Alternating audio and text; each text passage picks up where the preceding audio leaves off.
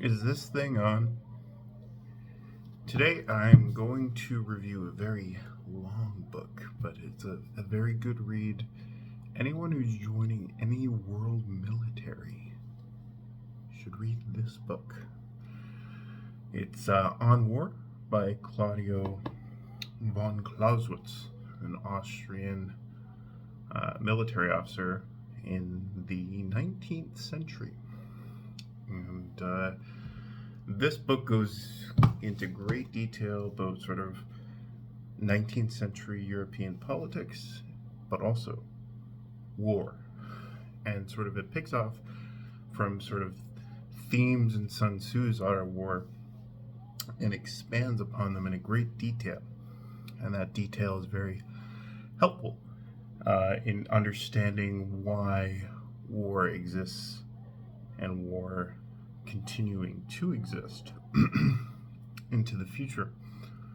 And I think there's sort of one specific quote that it's sort of memorable for, but I think there's a lot in here from sort of modern international relations views, particularly sort of realist theory and rationalist theory in international relations. Liberal theory is a little bit newer,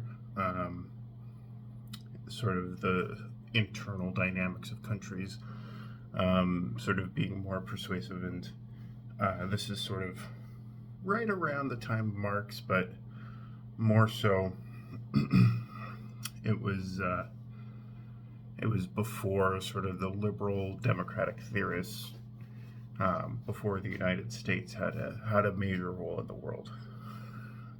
So it was still very Eurocentric, but it was sort of influential in shaping those views and theories around world politics.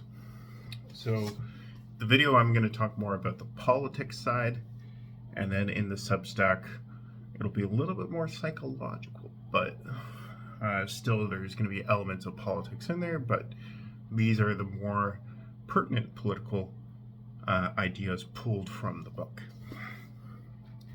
So I'm going to start with the quote that it's more known for. The book is more known for.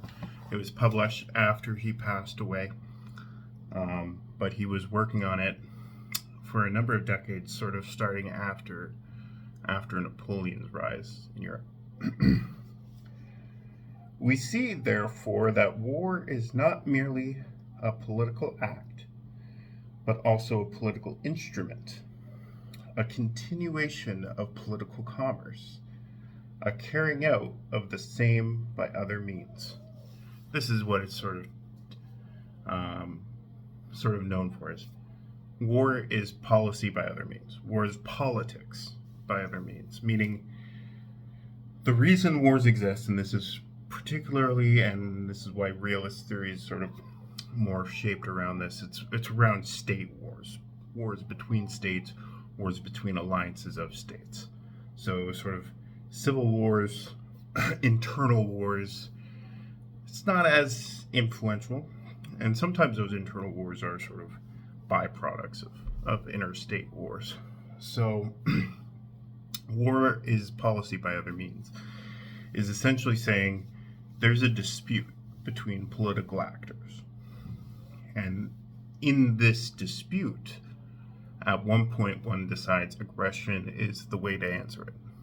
Aggression is the way to go. Aggression will help us achieve our political goal against this other political actor. And this is why war still exists today, particularly interstate war between two nations that are sort of recognized as sovereign from each other. The next sort of blends nicely into that one, and this quote is state policy is the womb in which war is developed, in which its outlines lie hidden in a rudimentary state, like the qualities of living creature in their germs. So he's saying, sort of different from what sort of an academic known Charles Tilly, who said war made the state and the state made war. He's saying war exists within the state, and war is fundamentally an action of the state. Primarily because if you are going to have a level of violence on an organizational level, you need superior power in order to do so, and that is where the state comes in. State is a monopoly of force, and it's not necessarily always a monopoly. Violence will still exist. Organized force will still exist, but the state fundamentally is more powerful than most other institutions available. Even sort of strong economic institutions that have a lot of money, they don't have a lot of ammunition. They don't have a lot of people willing to die in order to advance a particular cause. So the state is fundamentally a collection of people who are willing to both die for a cause and get resources that will make them more effective at killing other people for a cause. And so the state is the womb that war develops in. But the monopoly on force itself is also created through violence.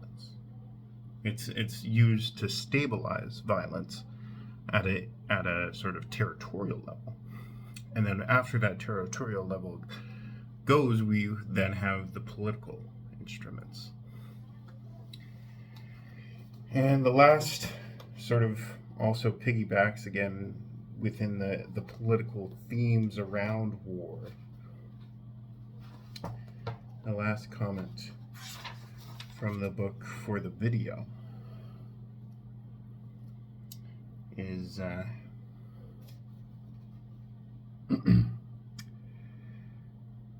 mixed with other means, and thereby to maintain the same time that this political intercourse does not cease by the war itself, is not changed into something different, but that in its essence it continues to exist, whatever may be the form of the means in which it uses, and that the chief lines on which the events of the war progress and to which they are attached are only the general features of policy which run all through the war until peace takes place.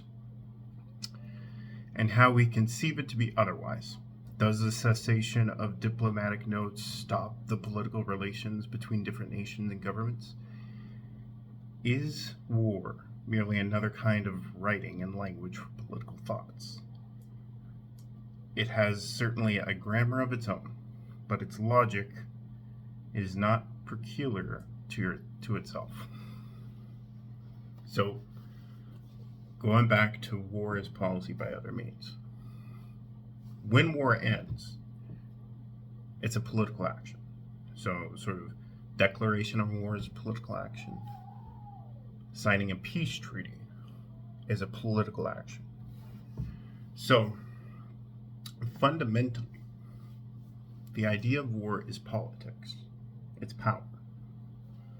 But it takes on a whole bunch of different forms and continues to dialogue throughout the entire event, throughout all of the aggression that is being had.